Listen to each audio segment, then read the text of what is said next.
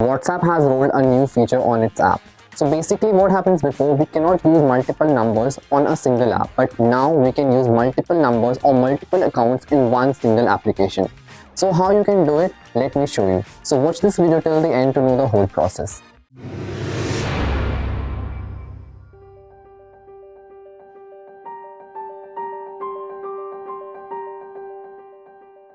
First of all, open a WhatsApp application. Now click on this three dot. Now click on settings. Now click on the below arrow.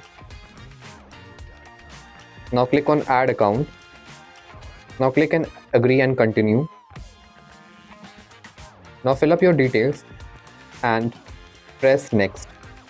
After completing all the steps, you can enable the new account on your WhatsApp application. So in this way, you can add multiple accounts on your WhatsApp and you can use many more accounts as much as you can.